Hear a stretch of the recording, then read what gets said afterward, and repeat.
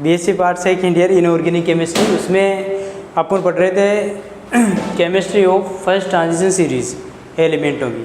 उसमें जो लेक्चर था पिछले,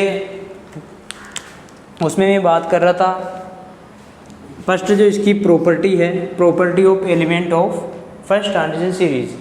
इसमें पहली प्रॉपर्टी थी इलेक्ट्रॉनिक कॉन्फ़िगरेशन, जो कंप्लीट मैंने बता दिया था। और इस इलेक्ट्रॉनिक कॉन्फ़िगरेशन में दो अपवाद पढ़े थे, कॉपर और क्रोमियम। क्रोमियम का इलेक्ट्रॉनिक कॉन्फ़िगरेशन मैंने बताया था कि D5 4s1 होता है, इसका 3D10 4s1 होता है। ये दोनों ही कॉन्फ़िगरेशन आबो के नियम से विचलन दर्शा रहे थे। उसका कारण क्या था कि इन दोनों की एनर्जी जो होती है वो बराबर होती है। और दूसरा जो इम्पोर्टेंट इसका रीज़न था वो ये था कि अर्धपूर्ति विन्यास और पूर्ण पूर्ति विन्यास किसी भी एलिमेंट्स के लिए स्टेबिलिटी को शो करता है। तो आज मैं बात करूँगा इलेक्ट्रॉनिक कॉन्फ़िगरेशन में मैंने बता दिया था। और सेकेंड जो इसकी प्रॉपर्टी है वो है atomic radii and ionic radii. Atomic radii और आयनिक रेडियाई की मैंने डेफिनेशन बता दी थी आपको भी। कोई भी एटम जो होता है उसके नाभिक और बाह्यतम कोश में उपस्थित इलेक्ट्रॉन, उसके मध्य की दूरी क्या कहलाती है, उसकी एटॉमिक त्रिज्या कहलाती है, परमाणु त्रिज्या कहलाती है। तो मैं आज जो आगे इसी के बारे में चर्चा करूँगा। तो ये टॉपिक है अपना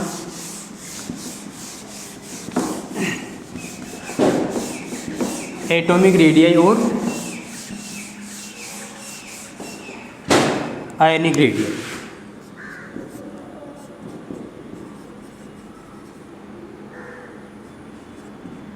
atomic radii and ionic radii. परमाणु त्रिज्या और आयनिक त्रिज्या। जैसे मान लो कि एक कोई एटम है, एटम ये इसका नाभिक है, ये NS है, ये N-1D है। यहाँ इलेक्ट्रॉन पड़े रहते हैं। यहाँ से यहाँ तक की जो दूरी है वो कहलाती है एटॉमिक रेडियाई। सेकंड रीज़न क्या है कि जो आवर्त सारणी है उसके अंदर जो लेफ्ट टू राइट जाएंगे, तो लेफ्ट टू राइट जाने के साथ में जेड इफेक्टिव का मान क्या होता है, इंक्रीज होता है। और जेड इफेक्टिव का मान इंक्रीज होने के साथ साथ इसकी एटॉमिक रेडियाई क्या होती है, डिक्रीज हो जाती है। तो इस तरीके से जो इसका ग्राफ बना है एटॉमिक रेडियाई का, तो इस तरीके से ग्राफ आता है।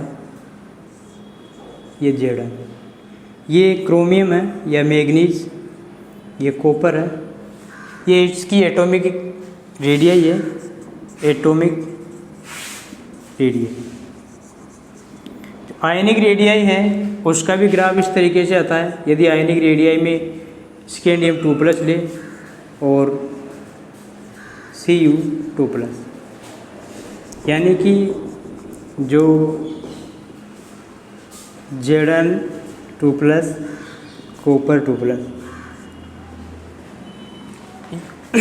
अब यहाँ से और यहाँ से तीनों ही चीज़ों में आपको दिख रहा होगा कि top to left to right जाने पर इसके आयनिक त्रिज्या या एटॉमिक त्रिज्या घटती है।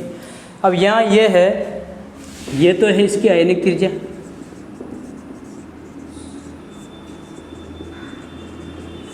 ये इसकी परमाणु त्रिज्या है।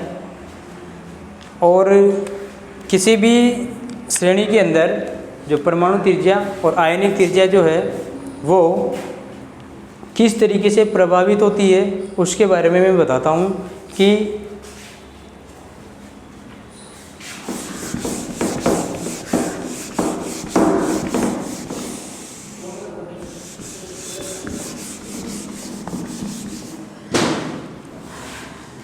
संक्रमण श्रेणी में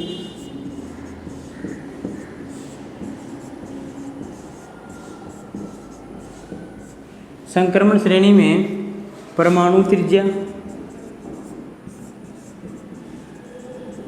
शुरू में घटती है, श्रेणी के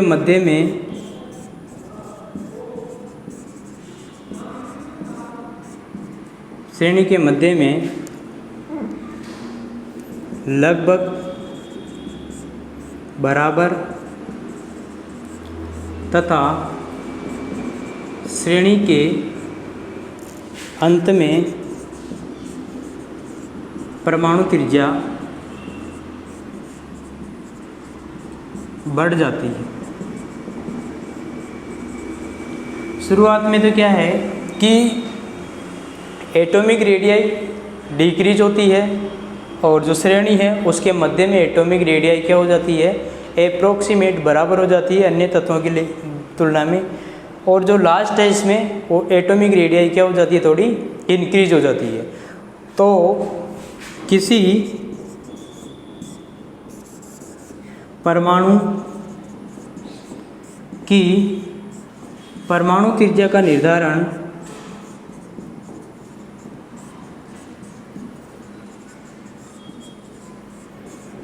निम्न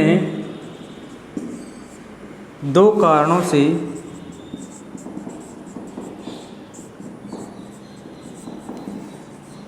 किया जा सकता है। यानी कि जो कोई एटम है उसकी एटॉमिक रेडियस डिक्रीज क्यों हो रही है, इंक्रीज क्यों हो रही है, उसके पीछे दो फैक्टर काम करते हैं, बाह्य इलेक्ट्रॉन और नाभिकीय आकर्षण, और सेकेंड है इसका शेल्डिंग इफेक्ट या स्क्रीनिंग इफेक्ट या आवरण प्रभाव या परिरक्षण प्रभाव। तो किसी भी श्रेणी है या एटम है उसकी एटॉमिक रेडियस को दो चीज़ें डिफाइन करती है कि क्यों कम हो रही है, क्यों बढ़ रही है, या फिर यूँ कह सकते हैं कि ये मध्य में आते आते ये लगभग बराबर क्यों हो जाती है। जैसा मैंने ग्राफ में बताया था आपको कि जो स्कैंडियम है, स्कैंडियम से क्रोमियम, क्रोमियम के बाद कॉपर, कॉपर के बाद जिंक, तो स्टार्ट के अंदर ये डिक्रीज होती है और डिक्रीज के बाद अप्रॉक्सीमेट क्या होती है, ये इक्वल चलती रहती है, और लास्ट में क्या है, कॉपर से जिंक तक क्या हो जाती है, वापस थोड़ी बढ़ जाती है। इसके क्या कारण है, तो फर्स्ट जो कारण है इसका ये है कि बाह्य तम इलेक्ट्रॉन व नाभिकीय आकर्षण, इसको आप जेड इफेक्टिव भी बोल सकते हैं, जेड इफेक्ट, नाभिकीय आकर्षण या जेड इफेक्टिव। जेड इफेक्टिव क्या होता है कि कोई भी इलेक्ट्रॉन जो होता है वो बाह्यतम, जैसे मान लो कि ये एटम है, ये n-1 डी सब सेल है, ये NS है। अब यहाँ इलेक्ट्रॉन है, इसमें भी इलेक्ट्रॉन है। स्टार्ट में तो क्या है कि कॉपर, स्कैंडियम से कॉपर क्रोमियम तक एक एक इलेक्ट्रॉन बढ़ता है। जब एक एक इलेक्ट्रॉन बढ़ेगा तो नाभिकीय आकर्षण बढ़ेगा, और जब नाभिकीय आकर्षण बढ़ेगा तो ये बाह्यतम कोश में उपस्थित इलेक्ट्रॉनों को अंदर खींचेगी, और अंदर खींचेगी तो इसकी एटॉमिक रेडियस क्या हो जाती है, घट जाती है। इसीलिए ये आकर्षण किसका, नाभिक, इसको बोला जाता है जेड इफेक्टिव। ये आकार को क्या करता है, कम करता है, और इसको बोला जाता है कि ये जो इलेक्ट्रॉन है, इस इलेक्ट्रॉन के मध्य क्या होता है, परिरक्षण या शेल्डिंग या आवरण प्रभाव। आवरण प्रभाव, ये जो प्रभाव होता है किसी भी एटम की एटॉमिक रेडियस जो होती है परमाणु त्रिज्या को क्या करता है, बढ़ाने वाला होता है। ये दोनों ही इफेक्ट की मैं यहाँ चर्चा करूँगा। तो फर्स्ट है बाह्यतम इलेक्ट्रॉन और नाभिक के आकर्षण।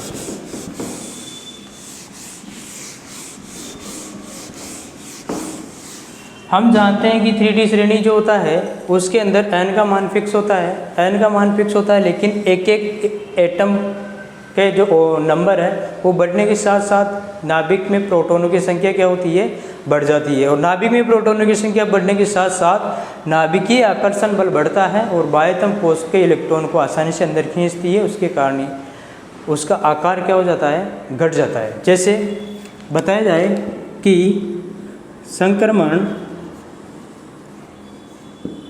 श्रेणी में n का मान, मुख्य क्वांटम संख्या है, n का मान एक समान होता है, अर्थात परमाणु क्रमांक बढ़ने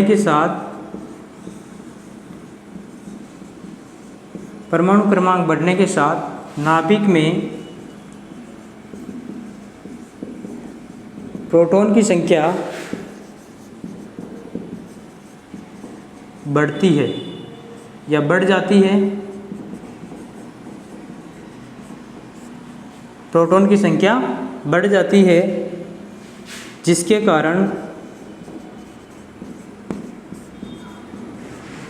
नाभिकीय आकर्षण बढ़ जाता है और आकार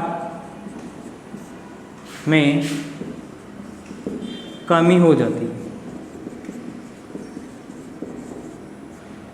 आपको पता है कि जो नाभिकीय आकर्षण बल है वो किसी भी एटम की जो साइज़ है या आकार है उसको क्या करता है, घटाने वाला होता है। तो ये कह सकते हैं कि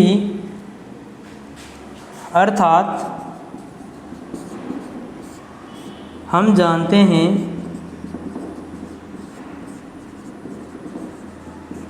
कि सारणी में बाएं से दाएं जाने पर Z इफेक्टिव बढ़ता है, प्रभावी नाभिक आवेश बढ़ता है या Z इफेक्टिव बढ़ता है, जिसके कारण इनके आकार में कमी आती है, जिसके कारण आकार में क्या होती है, कमी आती है। तो बाएं से दाएं जाने पर Z इफेक्टिव का मान बढ़ता है और Z इफेक्टिव का मान बढ़ने के साथ साथ में उसके आकार क्या हो जाते हैं, घट जाते हैं या कम हो जाते हैं। तो कहने का मतलब क्या है कि 3D जो संक्रमण श्रेणी में उसमें n का मान समान होता है, अर्थात परमाणु क्रमांक बढ़ने के साथ साथ नाभिक में प्रोटॉनों की संख्या बढ़ रही है। n का मान तो कांस्टेंट है, लेकिन नाभिक में प्रोटॉनों की संख्या बढ़ने के साथ साथ बाह्यतम कोश में उपस्थित इलेक्ट्रॉनों के ऊपर अट्रैक्टिव फोर्स जो है न्यूक्लियस का वो इंक्रीज होता जाता है, और जब इंक्रीज होएगा तो उसका आकार क्या हो जाएगा, घट जाता है।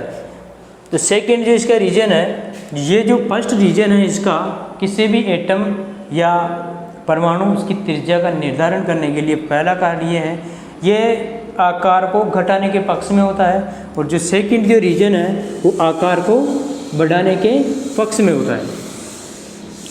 तो सेकेंड रीजन ये कहता है कि हम जानते हैं कि जो 3D श्रेणी है उसमें बाह्यतम कोश तो वही रहता है, लेकिन आने वाला इलेक्ट्रॉन n-1d में इंटर करता है, और n-1d में इंटर करने के साथ साथ बाह्यतम कोश में उपस्थित इलेक्ट्रॉन के परिरक्षण के कारण आकार को क्या कर लेता है, बढ़ा रहता है।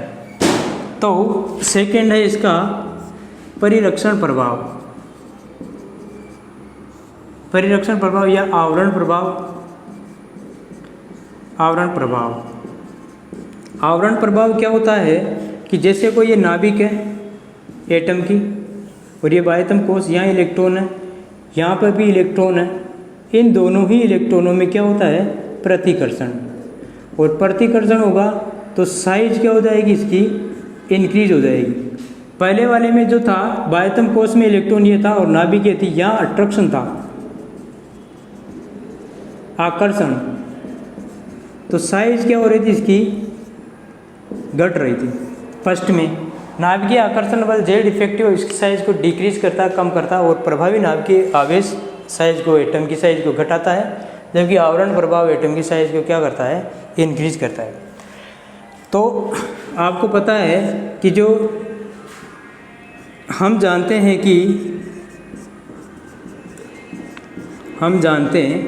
कि संक्रमण श्रेणी में इलेक्ट्रॉन ns के साथ साथ, या ऐसे लिख लो, इलेक्ट्रॉन n-1d में प्रवेश करता है। n-1d जो ये है, ये d है, जो n-1d इसमें एंटर करता है इलेक्ट्रॉन। कब तक एंटर करेगा? 1 से 10 तक। बाह्यतम कोश में 1 या 2 इलेक्ट्रॉन पड़े रहते हैं, प्रवेश करता है। ns व n-1d इलेक्ट्रॉनों के मध्य प्रतिकर्षण बल अत्यधिक लगने के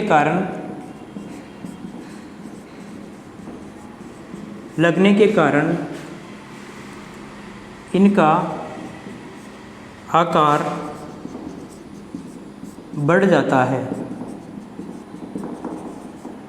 इसे परिरक्षण प्रभाव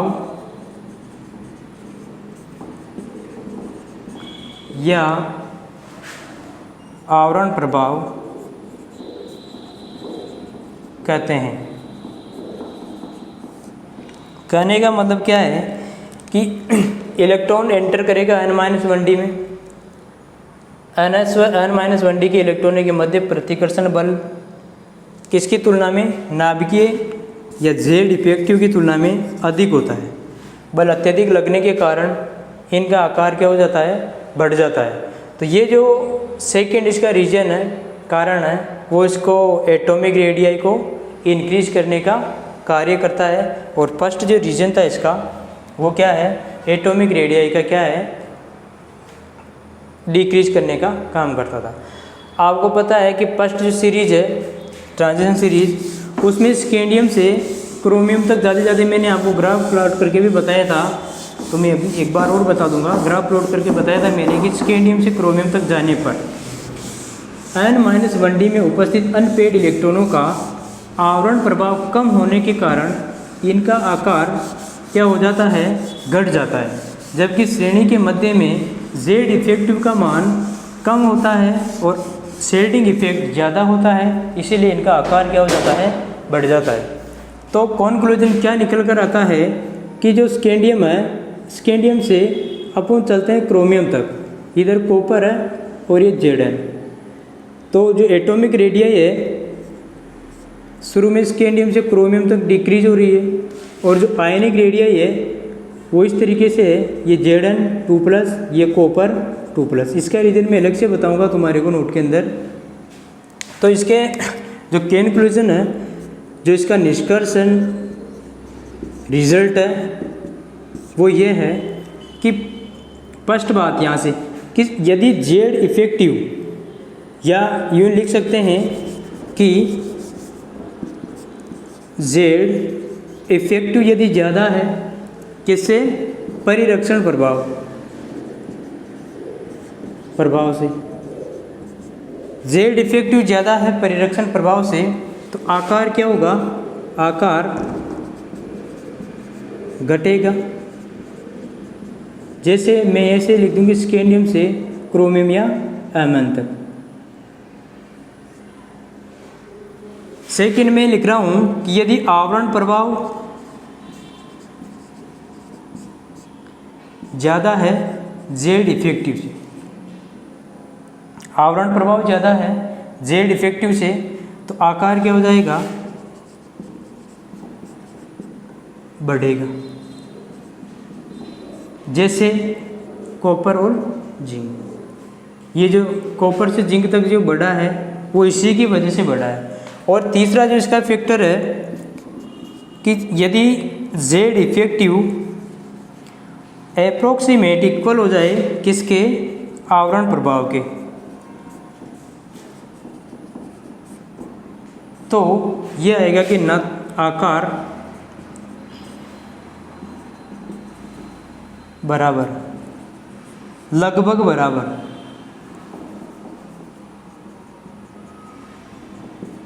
एप्रोक्सीमेट इक्वल इनकी साइज हो जाएगी। तो ये जो है ये स्कैंडियम, ये क्रोमियम से लेकर कॉपर तक या Mn मैग्नीज कॉपर तक जो ये आकार है ये, तो यहाँ पर ये लिख सकते हैं कि Z effective equal to screening effect. यहाँ पर जेड इफेक्टिव का मान ज़्यादा है स्टार्ट में स्क्रीनिंग इफेक्ट से, और लास्ट में क्या है कि जो स्क्रीनिंग इफेक्ट है वो ज़्यादा है किसे, जेड इफेक्टिव से। तो प्रथम संक्रमण श्रेणी के जो तत्व है इनके आकार शुरू में घटते हैं, मध्य में आते आते इनके आकार लगभग क्या हो जाते हैं, बराबर हो जाते हैं, और लास्ट में इनके आकार में थोड़ी क्या हो जाती है, वृद्धि हो जाती है। जिसके पीछे कारण क्या है कि 3D श्रेणी के अंदर जो फर्स्ट ये है इसका रीजन, इसमें ये भी लिख सकते हैं अपन कि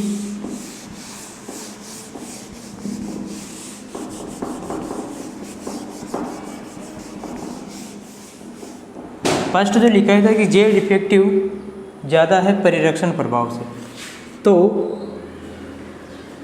स्कैंडियम से क्रोमियम तक डी में उपस्थित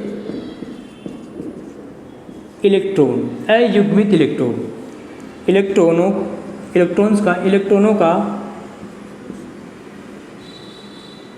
आवरण प्रभाव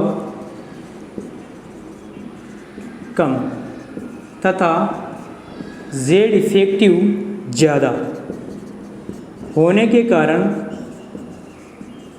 आकार क्या हो जाता है, कम हो जाता है। जेड इफेक्टिव या स्क्रीनिंग इफेक्ट, अब जैसे मान लो इसके यहाँ तक और सेकंड में क्या आवरण प्रभाव है जो ये ज़्यादा है, तो ये कह सकते हैं कि क्रोमियम से कॉपर तक, या यूँ लिखो कि कॉपर व जिंक। यहाँ पर क्या है कि जो ये कॉपर है और ये जिंक में D10 4s2 है, 3D इसमें 3D10 4s1 है। तो इसकी तुलना में जिंक का आकार क्या हो जाता है, बढ़ जाता है, और उसके पीछे रीजन क्या है कि D10 विन्यास और 4s, यानी कि दोनों ही कॉन्फ़िगरेशन फुल्ली फिल्ड है, पूरा भरा हुआ है।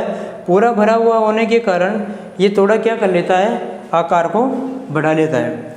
और जो थर्ड है जेड इफेक्टिव और शेल्डिंग इफेक्ट, तो ये क्रोमियम है या मैग्नीज कॉपर तक बाह्यतम कोश और अंदर जो भरे हुए हैं उन दोनों के मध्य जो बाहर धकेलने वाला बल, अंदर खींचने वाला बल, दोनों ही क्या हो जाते हैं, बराबर हो जाते हैं। इसीलिए सारणी के अंदर या 3D के अंदर श्रेणी के मध्य में आकार क्या हो जाते हैं, लगभग ही बराबर हो जाते हैं। तो 3 रीजन है जिसमें ये दोनों ही जो शेल्डिंग इफेक्ट है उसका 3 रीजन है कि किसी भी श्रेणी के अंदर जेड इफेक्टिव और परिरक्षण प्रभाव या आवरण प्रभाव यदि ज़्यादा है जेड इफेक्टिव से, या फिर जेड इफेक्टिव आवरण प्रभाव के बराबर है, तो इसके मेन रीजन है। अब यहाँ से क्वेश्चन आता है कि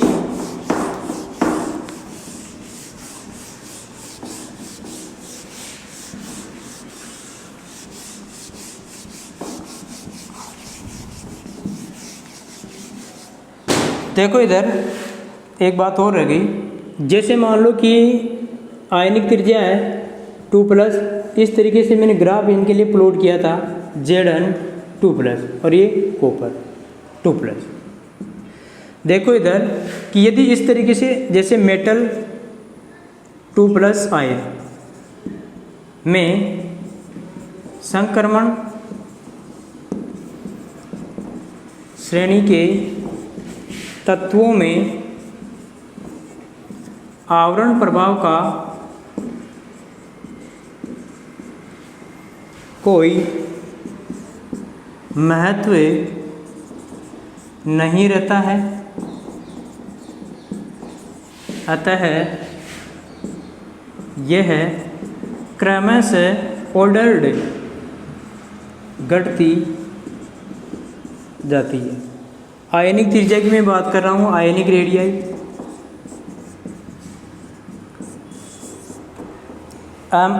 ये मेटल है। यदि मेटल 2+ आयन में संक्रमण श्रेणी के तत्वों में आवरण प्रभाव का कोई महत्व नहीं रहता है, अतः क्रमशः आयनिक त्रिज्या घटती है। लेकिन Zn2+ में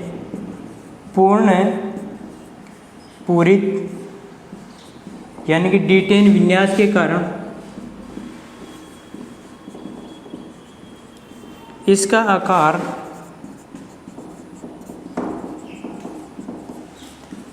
थोड़ा या बढ़ जाता है। ये रीजन है इनका। तो किसी भी श्रेणी के अंदर एटॉमिक रेडियाई और आयनिक रेडियाई किस तरीके से बढ़ती है, घटती है, बढ़ने के पीछे क्या कारण है और घटने के पीछे क्या कारण है। तो बढ़ने के पीछे एक ही कारण है, शेल्डिंग इफेक्ट, और घटने के पीछे क्या कारण है, जेड इफेक्टिव। यदि किसी भी श्रेणी के अंदर जेड, अपन को पता है जनरल कि लेफ्ट टू राइट जाने पर जेड इफेक्टिव का मान बढ़ता है, एन का मान कांस्टेंट रहता है, लेकिन न्यूक्लियस के अंदर प्रोटॉनों की संख्या बढ़ती हो और प्रोटॉनों की संख्या बढ़ने के साथ नाभिकीय आकर्षण बल बढ़ता है। नाभिकीय आकर्षण बल बढ़ने के साथ बाह्यतम कोश में उपस्थित इलेक्ट्रॉन को आकर्षण करने की क्षमता बढ़ती है और उससे आकार में क्या हो जाती है, कमी हो जाती है। लेकिन M2+ आयन में कैसे है, M2+ में अंदर क्या है कि 4s, कारण क्या है इसका, कारण नहीं होने का ये जो आवरण प्रभाव 4s जो 2 है, इसमें तो इलेक्ट्रॉन है ही नहीं। जब ये खत्म हो जाएगा तो शेल्ड किसको करेगा, ये धक्का किसको मारेगा, बाहर किसको प्रभावित करेगा, कोई है नहीं इलेक्ट्रॉन। जैसे मान लो कि सेल यही बच गई, अब ये 3 सेल थी, ये NS, अब NS को मैंने ख़त्म कर दिया किससे, 2 इलेक्ट्रॉन निकाल कर, इसमें 2 इलेक्ट्रॉन है तो यहाँ ये सारे, तो आकर्षण ही तो लगेगा, ओनली 4। शेल्ड करने की तो कोई बात है नहीं, यहाँ कोई इलेक्ट्रॉन होता था, इसको धक्का मारता, शेल्ड करता, आकार बढ़ता। लेकिन इसीलिए तो मैंने लिखा था कि क्रमशः इनका आकार क्या होता है, घटता जाता है। तो ये रीजन है इसके मुख्य। अब यहाँ से जो क्वेश्चन आता है वो ये आता है कि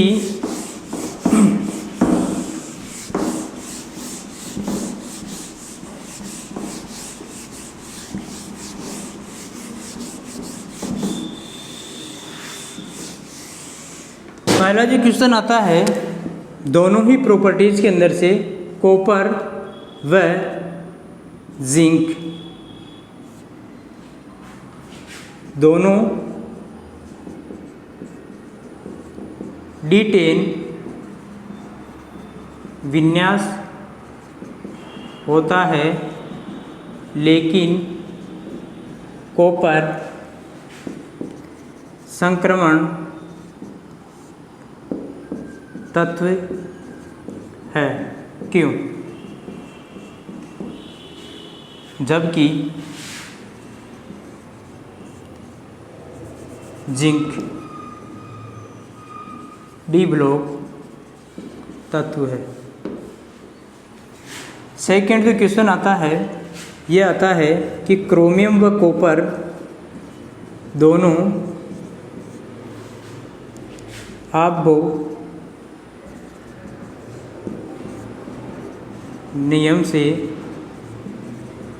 विचलन दर्शाते हैं। क्यों? थर्ड जो आपका क्वेश्चन है कि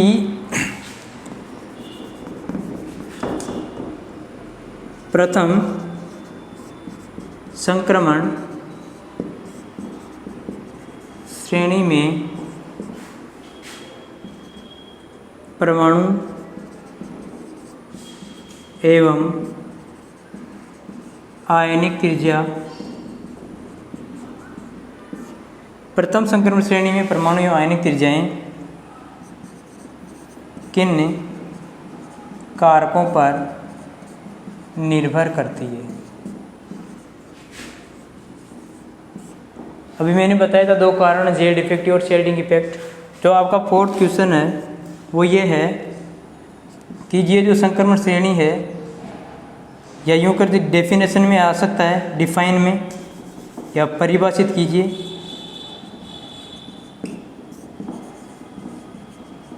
परिभाषित कीजिए। इसमें आपके आ सकता है प्रभावी नाभिकीय आवेश या परिरक्षण प्रभाव।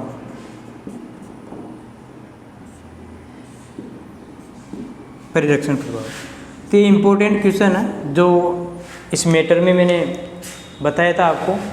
तो आज के लिए इस लेक्चर में यहीं तक कि कल नेक्स्ट प्रॉपर्टी पढ़ेंगे, आयनाइजेशन पोटेंशियल, आयनन विभव, आयनन एंथैल्पी या आयनन ऊर्जा। Thank you so much.